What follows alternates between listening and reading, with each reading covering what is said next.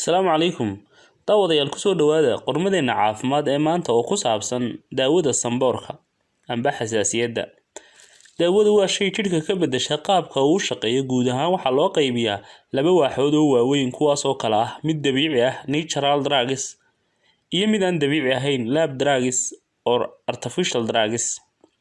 Marka aan dabiici leenahay waa daawo dhaqameed ama daawo dhireed kuwaas oo aan lahayn inta badan waxyeello ama waxa loo yaqaano side effects balse khatar caafimaad keeni kara haddaan si wacan loo isticmaalin ama laga badsado xaddigii loogu talagalay.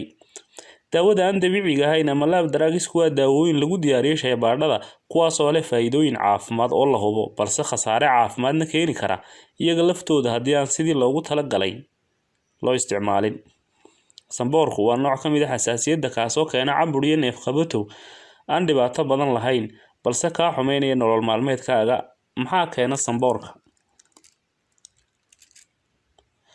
Samboorka inta badan waxaa sababa caabuq ku dhaca neef mareenka kaas oo aan ahayn cudurka xiiqda inkastoo ay dad badan u maleeyaan inuu yahay cudurka xiiqda.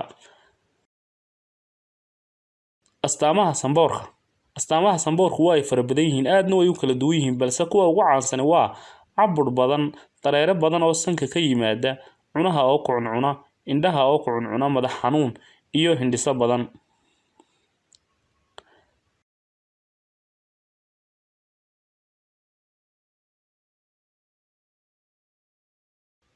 Daawada samboorka sida caadiga ah samboorku waa xasaasiyad samboorka ama xasaasiyaddu ma laha daawo rasmi ah oo lagaga bogsado laakiin waxaa jira kuwa lagula tacaalo isla markaana aad muddo kaga nasanaysa iyo talooyin caafimaad ku anfacaya. Dad badan ayaa aaminsan in samboorku aakhirka keeno cudurka neefta ama xiiqda laakiin baadhitaano iyo daraasado badan kadib waxaa la ogaaday inaanu samboorku haba yaraadee wax xidhiidh la lahayn cudurka xiiqda.